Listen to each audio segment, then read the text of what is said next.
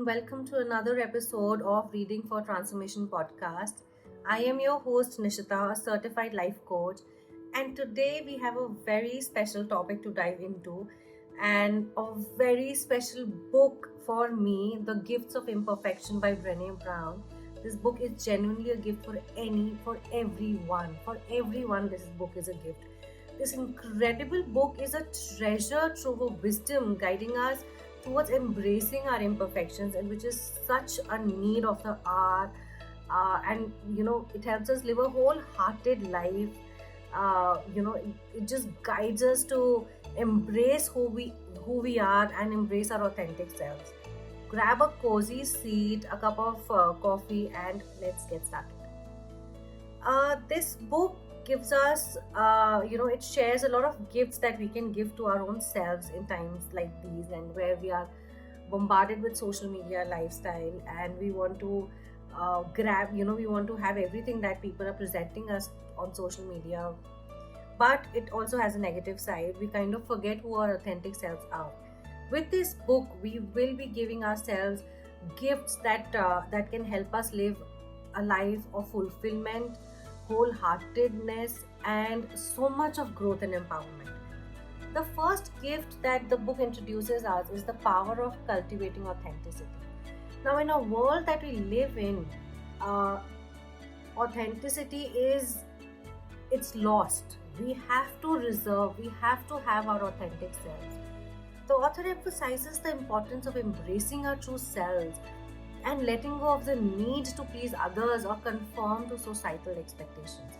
In a world that constantly pressures us to fit into molds, being authentic can be quite a challenge.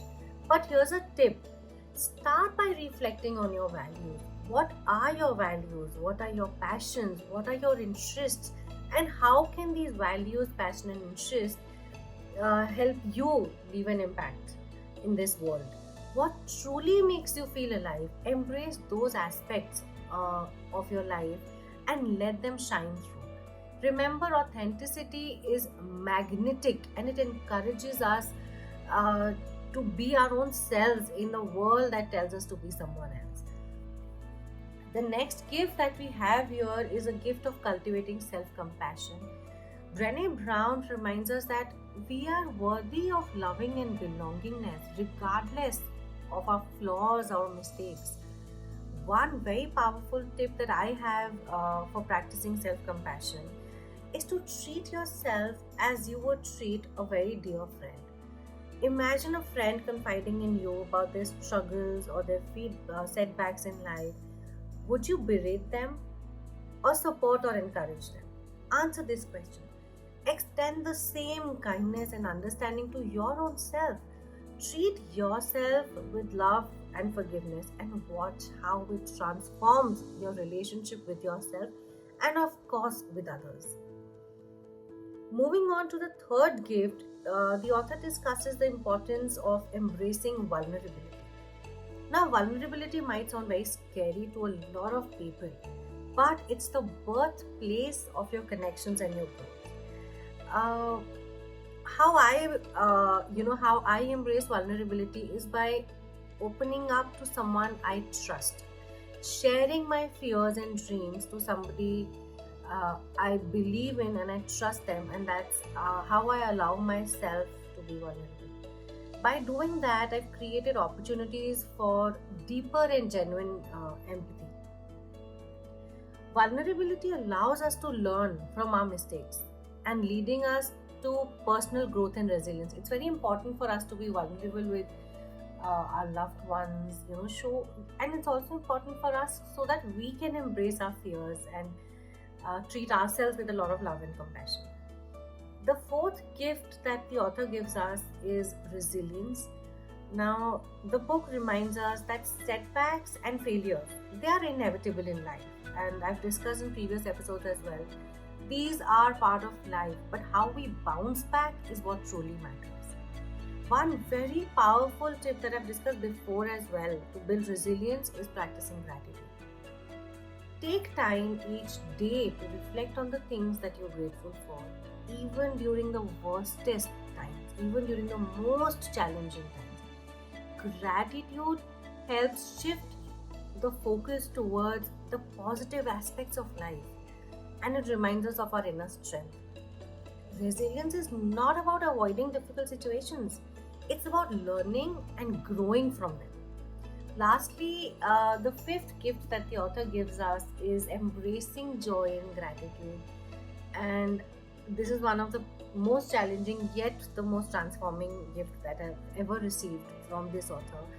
In the world that often glorifies busyness and achievements, the author here encourages us to slow down and savor the present moment.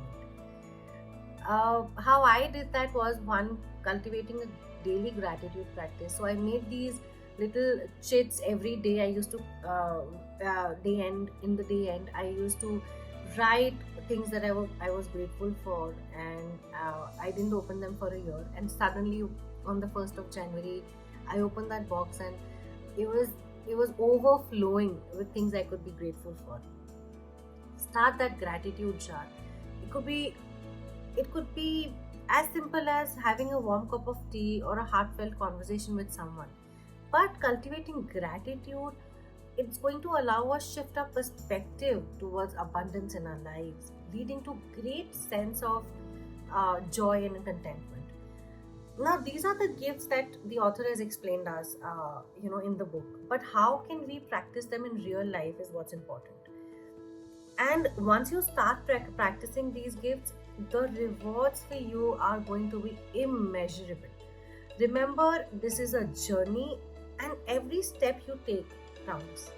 And here are some tips that I have followed throughout to practice these gifts that the author has introduced me to. One, journaling. It's one of my favorite hobbies. Actually, it's one of the most transforming things I've taken up.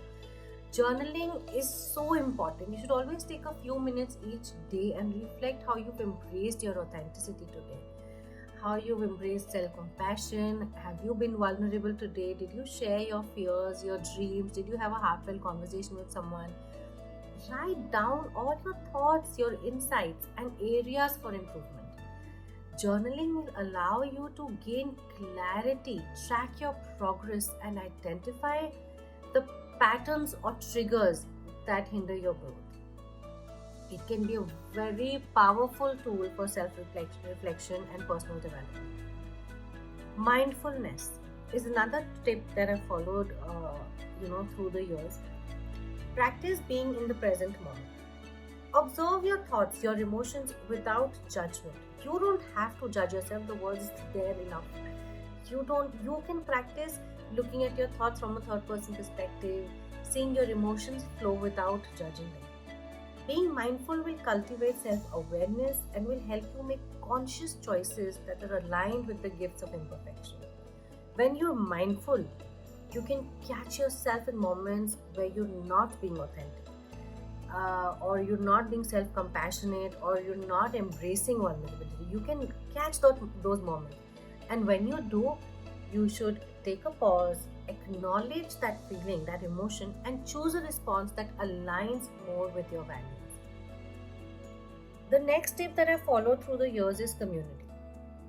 You have to surround yourself with like-minded individuals who support and encourage you in your journey towards growth and self-development. They should be able to embrace your imperfections as well. Engage in conversations with friends, your support groups, your family. You can join online communities, forums that share the same values.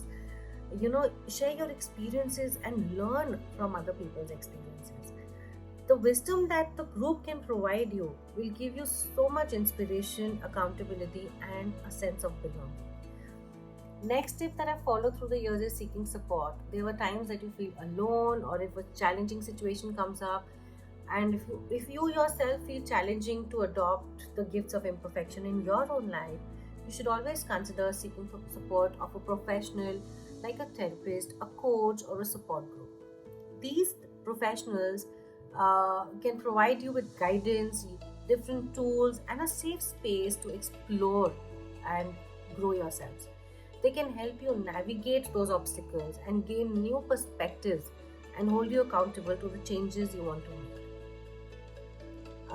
Another important thing that I've always done to embrace gifts of imperfection is taking small steps. Now, this is a huge journey. This is a very long journey. It can be overwhelming at times. It requires a lot of patience and self compassion. Start by taking small steps and break down the process that can be managed by you individually. Then you can take actions that align with that specific gift that you're focusing on. For example, if you're working on vulnerability, start by sharing a personal story or struggle with a very trusted friend or family. Gradually expand your comfort zone, and as you become more accustomed to being vulnerable, you'll find yourself surrounded by such a supportive community, and you'll be able to seek support. You'll be able to develop deeper connections with your own self and the people around. Another thing that I always did was self reflection, which is setting some time for my own self regulation and reflection. So I've created a small ritual for my own self where I journal, and it allows me to connect with my own self and evaluate how I've been integrating these gifts into my life. I keep asking myself questions, and I think you should do that too. Ask yourself, where have I been authentic today? Have I shown self compassion to my own self? In what ways have I embraced vulnerability? Self reflection deepens your understanding of journey and provides you insights into areas that may need further attention. This is one of my favorites, and I've applied this through my life, but I started applying it very late. So there, the society will tell you that you're not settled until you buy a big house, or they'll tell you there was a time when I was growing up, and there were only two career options: engineering or doctor or CA probably. And the society kept telling us that if you don't do this, you're not succeeding. But I started celebrating my progress or with whatever I was doing. I acknowledged and celebrated every small win in my life through the way.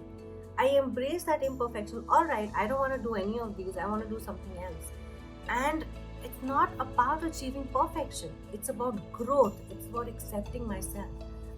Take a note of those small wins in your life, the moments when you step into authenticity, or the times that you respond with self compassion. Celebrate those victories and use them as a fuel to continue your journey. Just remember, listeners, that the application of these gifts above, they can be unique to each individual. You have a different path than somebody else.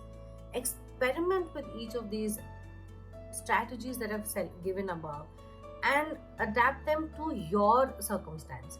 Stay committed to the process. Doing it once, then not doing it for 10 days will not help you, but doing it small and doing it consistently for 10 days is going to give you much more contribution than just an inconsistent effort. Embrace your imperfection, and believe me, it's a lifelong process, but with time, patience, and kindness, you can create a wholehearted and authentic life.